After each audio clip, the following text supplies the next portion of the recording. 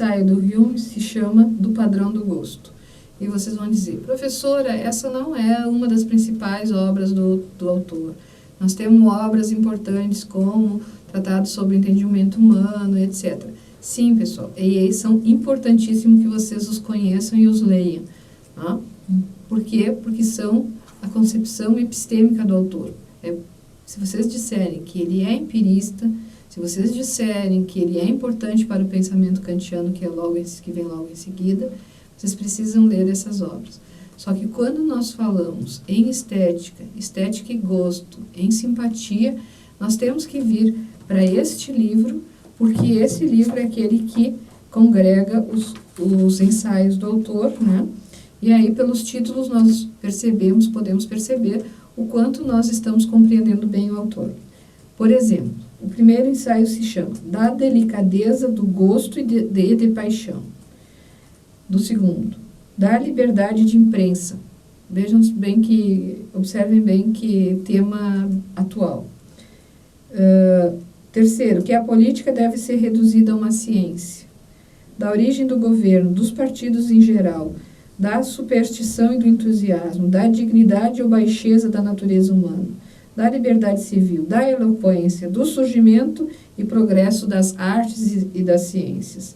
O epicurista, o estoico, o platônico, o cético, da poligamia e dos divórcios, da simplicidade e do refinamento na arte de escrever, da tragédia, do padrão do gosto e etc. O seguinte já trata do gosto, do refinamento das artes.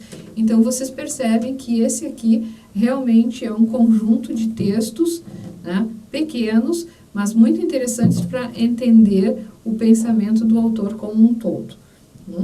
Inclusive, eu gostaria de ler vários deles com vocês, mas nós não conseguiremos nem dar conta do primeiro.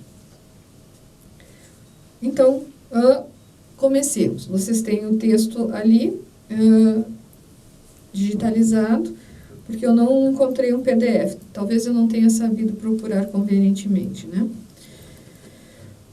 Esse número 226 é da obra completa. Então, o que Hume escreve?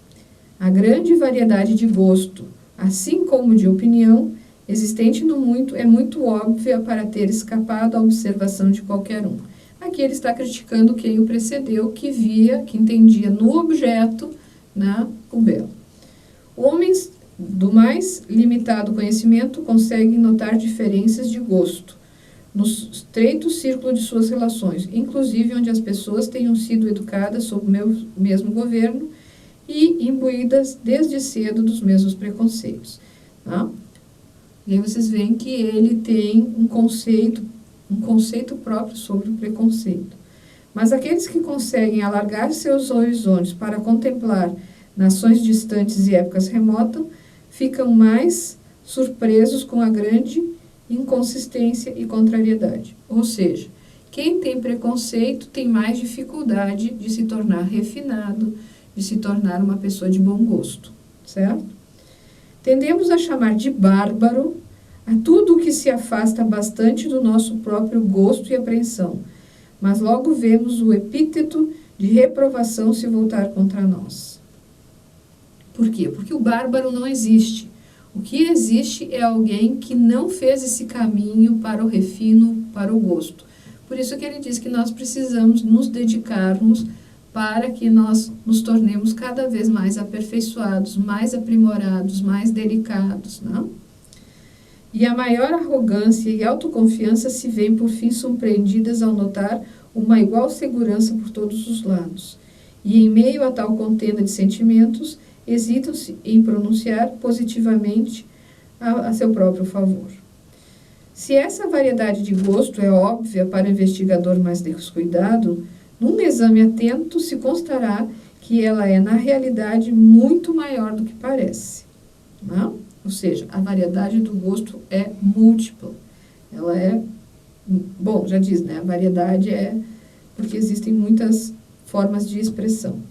Continuando, os sentimentos dos homens com frequência diferem em relação à beleza e deformidade em todos os seus gêneros, mesmo quando o discurso geral deles já seja o mesmo.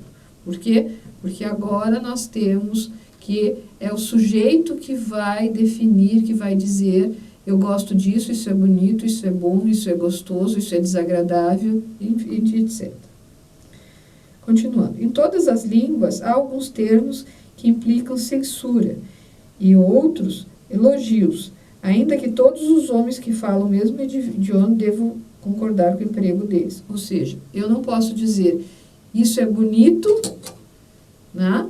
E a outra pessoa, querendo dizer que isso é bonito, diz que isso é elegante. Não, o termo bonito serve para designar qualidades X do objeto. Ou, por exemplo, eu não posso dizer que isso é bonito e alguém dizer que isso é gostoso, porque isso não é para alimentação, não é para para a minha gustação, ou para a da pessoa que está dizendo. E ainda, todas as vozes se unem para aclamar uma obra escrita com elegância, propriedade, simplicidade e espírito, e para censurar o bombástico, a afetação, a frieza e o falso brilho. Fica clara a distinção entre o que é o bom gosto, o refino, e o que é o mau gosto. O mau gosto é isso, é quando, né, nós temos o bombástico, a afetação, a frieza ou o falso brilho. Né? Mas quando os críticos, então, né, ressaltem aqui, sublinhem, né, passa a existir essa figura inexistente anteriormente, daquele que diz que é certo e que é errado, que é bom e que é ruim, que, abrindo um parênteses, tem todo um lado que é bom e interessante, mas tem todo um outro lado de que, então, a minha subjetividade não é livre. Tá? Eu não tenho a liberdade de dizer eu gosto desse livro ou eu não gosto desse livro. Eu dependo do crítico que vai vir dizer, olha, esse livro vale a pena ser lido. Tá? Esse livro tem as qualidades XYZ. Ou, por exemplo, esse desenho. Esse desenho, aquele crítico diz que não é bom, porque não é bonito, e não é conveniente, e não é refinado, e eu tenho que concordar com ele. Eu não vou poder valorizar esse desenho, porque, afinal de contas, o crítico disse que. Mas, quando os críticos se voltam para as particularidades, essa aparente unanimidade se esvai e constata-se que asfixiam o significado muito diferente às suas expressões. O oposto ocorre em todas as questões de opinião e ciência. Aqui, a diferença entre os homens frequentemente se encontra no geral. Se encontra mais no geral do que no particular, e é na realidade menor do que parece. Uma explicação dos termos põe geralmente fim à controvérsia, e os litigantes ficam surpresos em constatar que, enquanto querelavam, no fundo concordavam em seus juízos. Ou seja, embora eles dissessem coisas diferentes sobre esse mesmo desenho, eles iam acabar concordando que ele é feio, inadequado, que não serve, por exemplo, para isso que ele está se propondo, que é para convidar para um Réveillon, né, lá no ano de 2007, certo? Continuando, os que fundam a moralidade do sentimento, mais do que na razão, se inclinam a compreender a ética segundo aquela primeira observação, ou seja, na moralidade do sentimento, e a censurar que, em todas as questões concernentes à conduta e maneiras, a diferença entre os homens é realmente maior do que parece à primeira vista. Mas ele contrapõe. É óbvio, com efeito, que escritores de todas as nações e de todas as épocas convergem no aplauso à justiça, à humanidade, à magnanimidade, à prudência e à veracidade, e na censura às qualidades opostas. Mesmo poetas e outros autores cujas composições são calculadas principalmente para agradar a imaginação, inculcam de Homero a Fénelon os mesmos preceitos morais, aplaudindo e censurando as mesmas virtudes e os mesmos vícios. Essa grande unanimidade é geralmente atribuída à influência da simples razão. E aí vocês lembram, então, aquilo que eu disse, né? Houve uma superação do período medieval, onde Deus fundamentava, explicitava e era o grande sustentáculo de todas as coisas, e nós temos então uma alteração de mentalidade pelas novas necessidades, pelos novos conhecimentos, pela nova situação, onde a razão passa a ser o fundamento, e aí o próprio Hume, como nós sabemos, ele é, de certa forma, embora seja no lado empirista, ele é um daqueles que busca uma fundamentação que não seja mais num ser transcendental. Não, desculpe, num ser transcendente. Vamos fazer então um pequeno salto e vamos retomar aqui no final da página 175, no terceiro parágrafo, onde Hume escreve: é natural para nós procurar um padrão de gosto, sublinhe isso, né? Mas um padrão de gosto, uma regra pela qual se possam reconciliar os vários sentimentos dos homens, ou ao menos garantir uma decisão confirmando um sentimento e condenando o outro, ou seja, buscando um acordo. Há, nesse sentido, uma espécie de filosofia que corta qualquer esperança de êxito que nesse empreendimento e representa a impossibilidade mesma de chegar a um padrão do gosto. A diferença entre juízo e sentimento, afirma-se, é muito grande. Porém, isso também é interessante, já ressaltem, todo sentimento é correto, porque não tem uma referência em nada além de si mesmo, e é sempre real onde o homem tem a consciência dele. Se isso parecer para vocês incoerente, vocês têm que lembrar, sim, que todos nós podemos ter gostos, só que nós não vamos ter gostos absolutamente diferentes. Nós podemos agrupá-los e, nesse agrupamento, nós podemos perceber quais são os melhores e quais são os piores. E, então, nós vamos nos aperfeiçoar, né? Nós vamos buscar saber melhor, vivenciar melhor esses critérios para que o nosso gosto vá se refinando, vá se elevando e nós sejamos chamados pelas pessoas com as quais nós convivemos de pessoas cultas, pessoas refinadas, pessoas agradáveis, né? E vocês têm que, talvez que ajude para vocês memorizarem isso, Hume, ele era escocês, muito bem, mas ele adorava, né, ir à França e em Paris participar dos salões, né? O que eram os salões? Os salões eram onde se encontravam aquelas pessoas que tinham a possibilidade porque tinham tempo, tinham dinheiro, de estar lá com outras pessoas e conversar, recitar poesias, ouvir músicas, etc. E esse, então, era o tipo de vida que Hume acreditava que era o melhor tipo de vida. Só que vocês percebem, para poder participar, para poder entrar e estar lá nesses salões no sentido de lugares onde se encontravam, né, casas de pessoas ricas, onde se encontravam para comer, conversar, enfim, fazer uma reunião social. E aí era preciso saber como se vestir, que linguagem utilizar, quais eram os modos à mesa, como pegar um copo, como conversar com uma dama, como conversar com um cavalheiro, né? Que tipo de piada se pode fazer, que tipo de comentário se pode fazer. Então, é isso que Hume está pensando. Ele não está pensando na vida do povo sofrido e trabalhador, né? E ele está pensando naquelas pessoas que agora, de novo repetindo, têm condições de melhorarem sua vida, e melhorar sua vida também quer dizer adentrar em certos espaços onde se valoriza a cultura, por exemplo, a poesia, por exemplo, a recitação, né, a música, os relatos de viagem, a apreciação de escultura, enfim, todas essas coisas que nessa época passam a ter uma importância de ascensão social. A professora Catherine expõe isso bastante bem e eu vou encerrar esse terceiro momento para que nós possamos, no momento seguinte, final, começarmos o estudo da estética kantiana, que desde o início vocês têm tanta curiosidade para saber e é realmente muito importante. Muito bem. Vamos então iniciar a estética kantiana.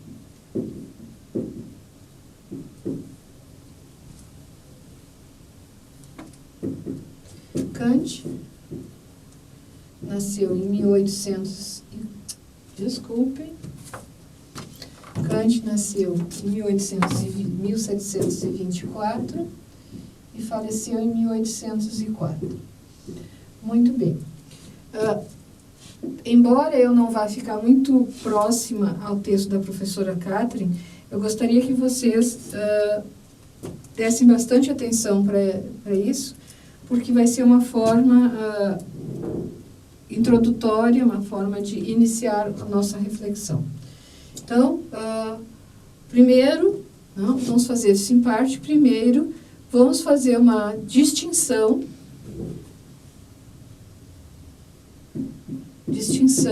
entre o belo e o sublime. Por quê? Porque, embora nós vamos dar atenção ao belo, na obra do Kant chamada Crítica da Faculdade de Julgar,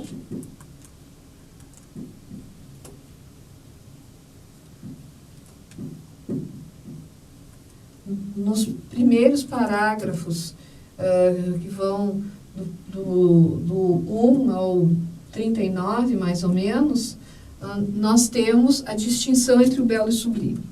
Tá? Não é difícil de entender, porque no belo, para que nós sintamos o belo, Kant diz que entram em jogo livre, aquilo que nós chamamos de entendimento e imaginação.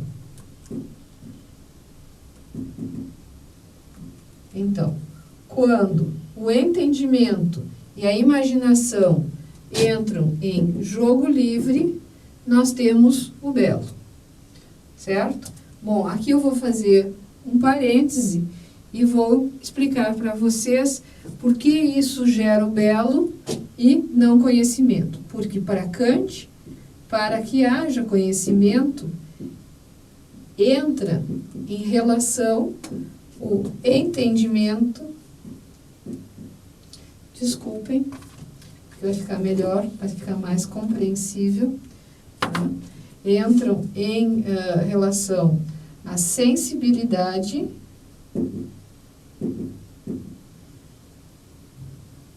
e o entendimento.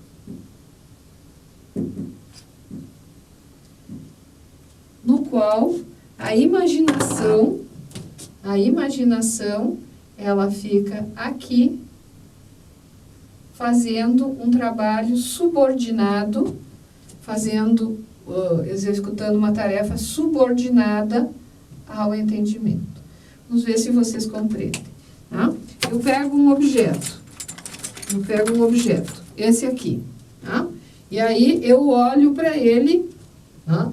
A minha sensibilidade, os meus sentidos, a minha visão vê. A imaginação dessensorializa, ou seja, eu não consigo pensar algo concreto, não tem como colocar na minha cabeça. Então, a imaginação dessensorializa, transforma isso, segundo Kant, em uma imagem. E essa imagem, ela é representada lá dentro de mim, lá no meu espírito, na minha mente, ou se vocês querem um órgão, né, lá no meu cérebro, e lá tem o entendimento, né, com o seu esquematismo, e aí essa representação cai no esquematismo que diz, isto é uma régua. Daí, então, surge o conhecimento, não? O conceito, a representação. Já quando acontece o belo, não acontece assim. Eu recebo, tá? A sensibilidade me traz algo, a imaginação dessensorializa, mas o meu entendimento não consegue gerar um conhecimento. Aí vocês têm que lembrar que primeiro nós sentimos, né? Estético, depois nós conhecemos ou entendemos, epistêmico, e depois nós avaliamos ou julgamos, ético. Tá? Então, o sentir é esse primeiro momento, tanto para o belo quanto para o conhecimento. Mas acontece que nós podemos parar só no sentir e surgir alguma coisa, né? Uma sensação, né? Um sentimento, aí o belo, ou nós podemos, né, sentir alguma coisa e transformá-lo num conceito, num conhecimento. E aí vocês têm que lembrar, então, que nesse sentido, na crítica do juízo, Kant não está preocupado com isso. Isso ele está preocupado na crítica da razão pura, certo? Então, a preocupação de Kant no conhecimento é na crítica da razão pura. A preocupação de Kant com a beleza está na crítica do juízo, que é essa aqui, ó. Muito bem.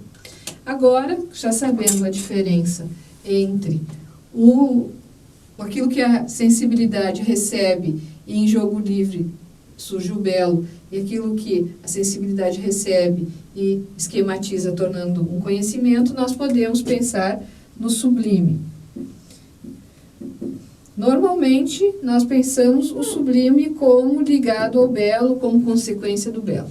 Mas não é assim. Para Kant, o sublime acontece quando há um jogo livre entre a razão e a imaginação. E há normalmente dois sublimes, na natureza e na matemática.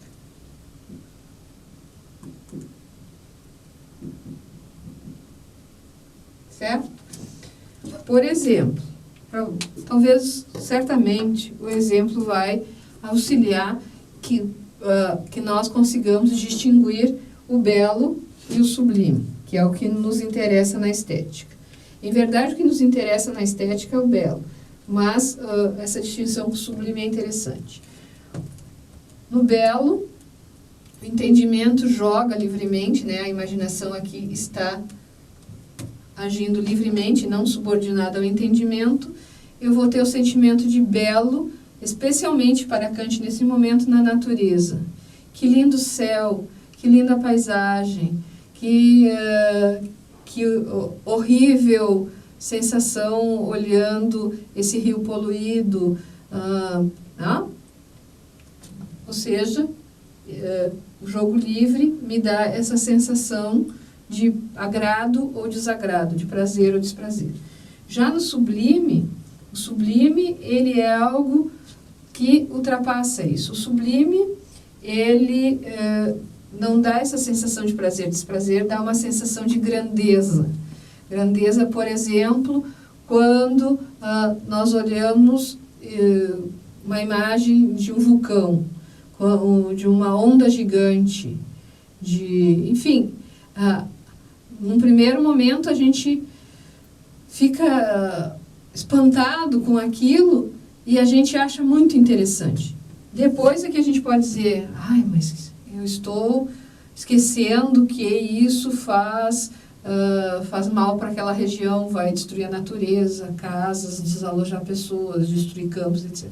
Por quê? Porque lembro de novo, para Kant, primeiro nós sentimos, depois nós conhecemos, depois nós avaliamos. Então, Kant está preocupado com o que acontece primeiro. O que acontece primeiro ou é a sensação do belo ou é a sensação do sublime.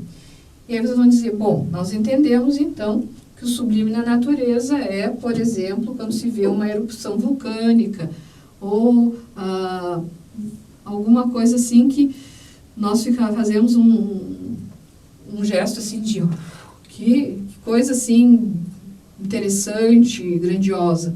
E na matemática é exatamente com aquelas equações que de uma forma parece quase mágica, elas desvendam o mundo. Não? Então, o sublime existe nos dois, nas duas possibilidades. Agora vou dar um momento para vocês respirarem e vou apagar o quadro. E já que vocês não têm a oportunidade de me fazer perguntas, eu vou expor algumas possíveis perguntas. Tá? Vocês podem me perguntar, por que o belo é sem conceito? Porque se ele tivesse conceito, ele não seria belo, ele seria conhecimento. Então, ele é belo porque não é conhecimento.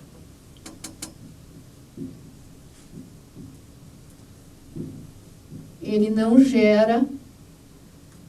gera conceitos. E aí, nesse sentido,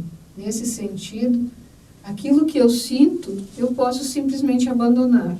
Eu estou passando na rua, nós estamos na primavera, eu sinto um cheiro maravilhoso de flores, eu posso, né, sentir e dizer, isso é bom, isso é ruim, transformar em conhecimento, estamos na primavera, transformar em juízo, que delícia, que bom, ou simplesmente nem sequer conseguir sentir. Está lá e eu não sinto. Isso porque esse aqui eu vou explicar depois, porque o sentimento de belo ou o belo acontece na relação entre um sujeito e um objeto. Entre um sujeito e um objeto. Vou puxar aqui. Acontece na relação entre um sujeito e um objeto.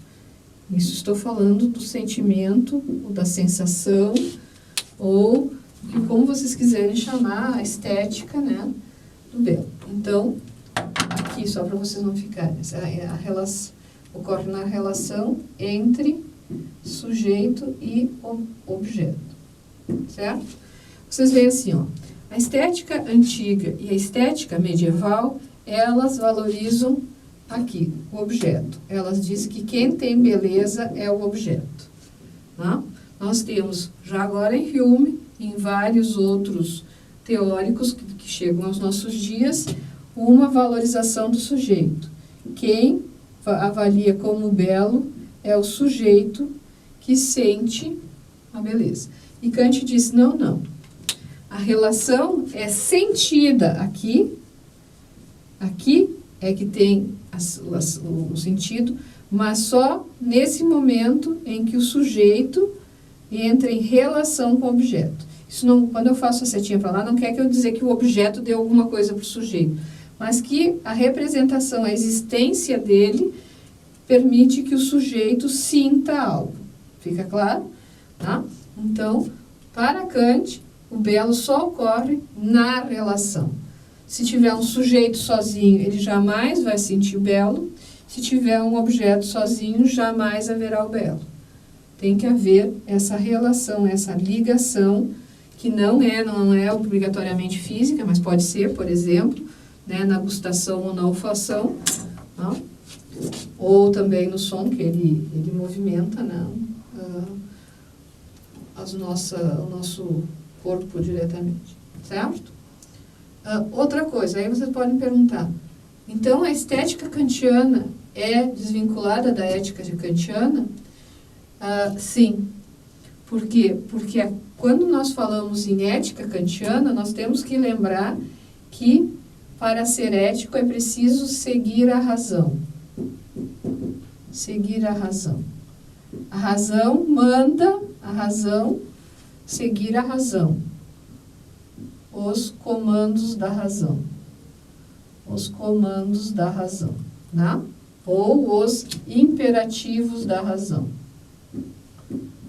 E aí, aqui, ser livre, Sônia será livre quando ela obedecer aquilo que a razão manda, tá? Quando ela seguir os imperativos.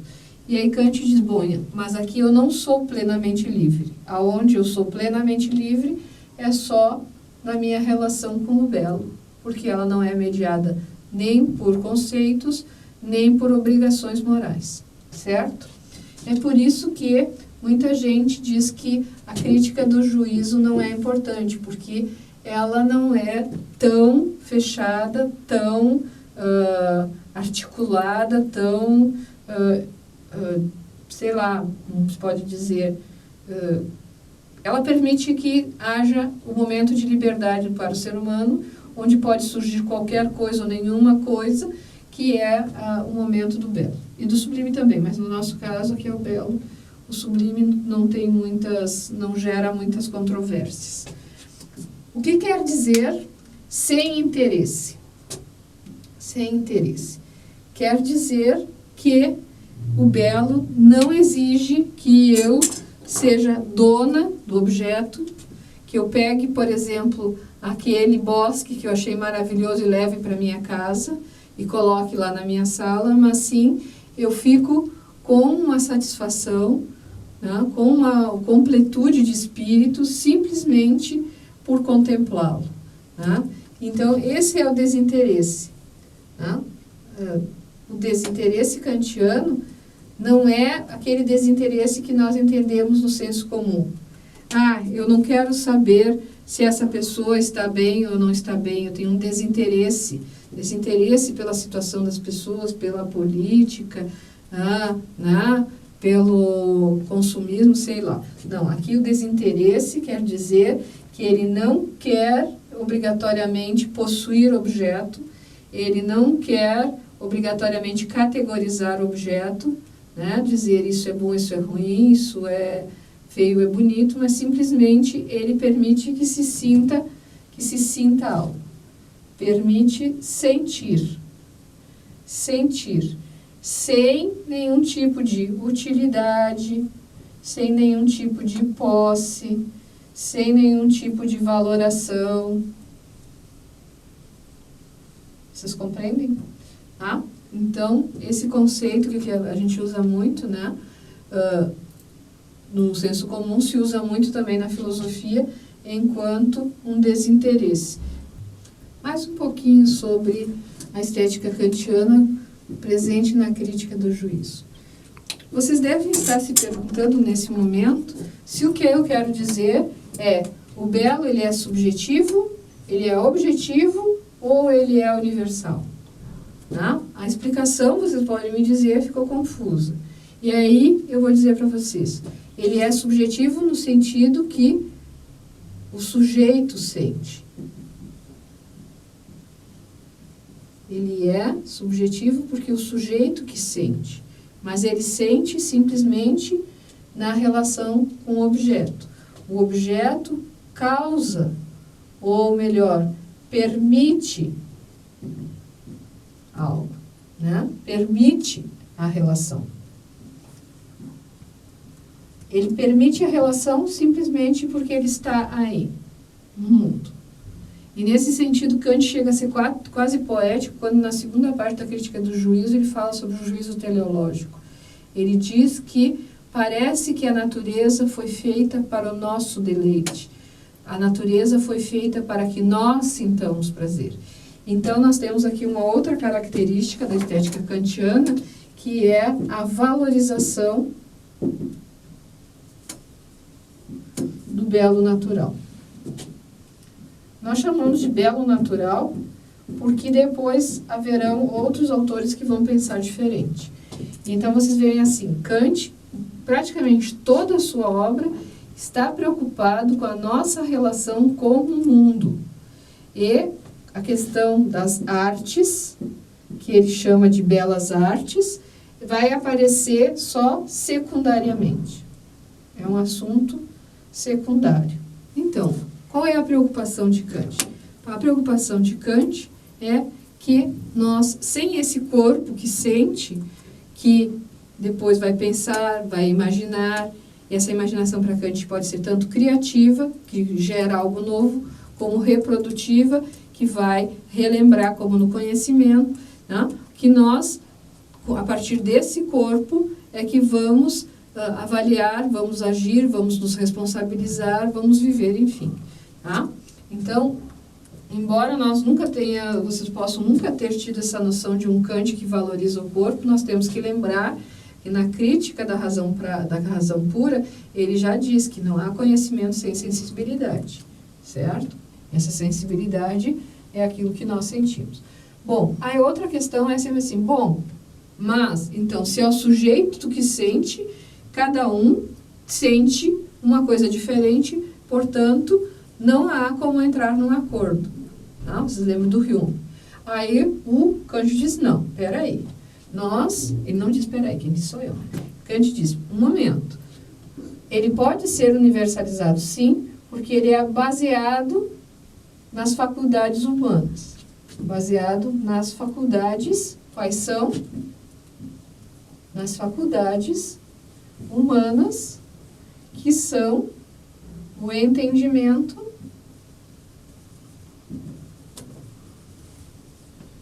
né? Quer dizer, começamos aqui, né? A sensibilidade, nosso corpo, o entendimento e a imaginação. Isso nós temos em comum. É comum para o humano. Para o humano. Então, é assim. Nós temos a Sônia aqui. A Sônia diz, eu gosto do vermelho. E tem uma pessoa que diz assim, eu não gosto do vermelho. Eu sou gremista e gosto do azul. E aí vocês vão dizer, eles estão discordando. Daí eu vou dizer, não, eles estão discordando sobre a cor, mas não sobre a capacidade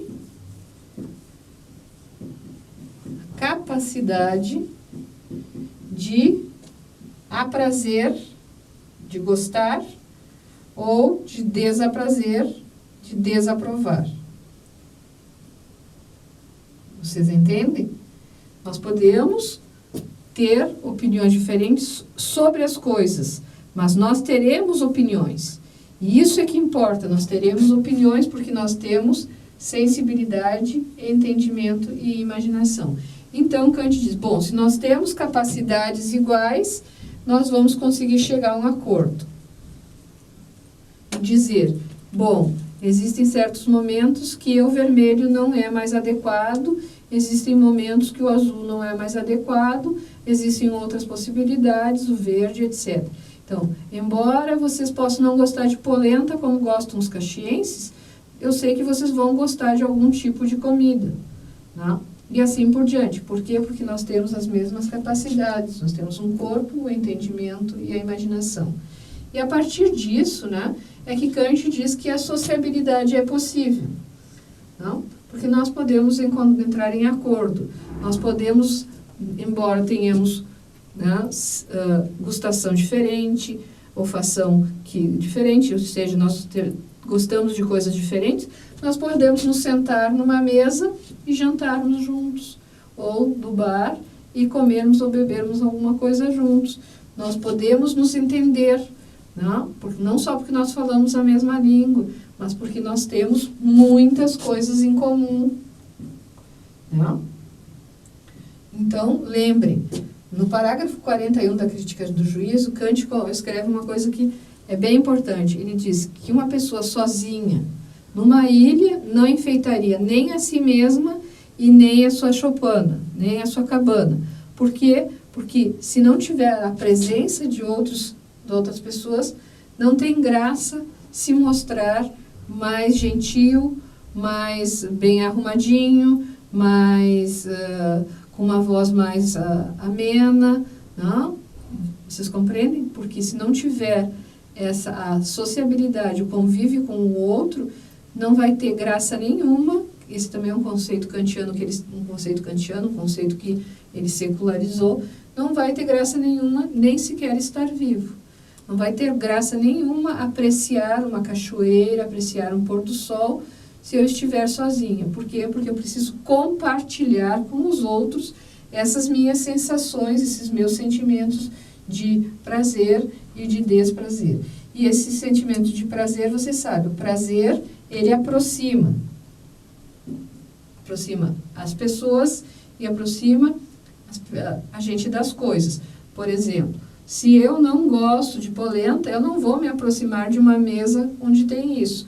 Mas se eu gosto de um bolo de chocolate, com certeza eu vou ter a tendência de me aproximar, e isso com relação às situações, com relação às pessoas, etc. E o desprazer é aquele que afasta.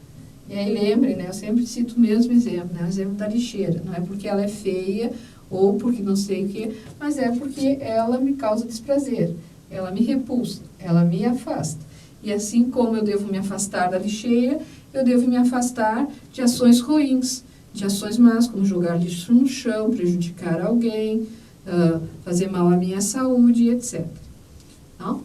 Bem, penso que para esse primeiro momento, essa introdução é interessante, vocês têm que revisar, ouvir mais de uma vez. Depois vocês podem ir para o livro da professora Catherine, que ela vai fazer umas especificações do belo no Kant enquanto quantidade, qualidade, modalidade, etc., que são categorias aristotélicas, né, reduzidas, resumidas por Kant. Mas, de qualquer maneira, eu acredito que o mais importante vocês já sabem aqui. Daí, depois eu retomo na próxima. Muito obrigada, foi um prazer.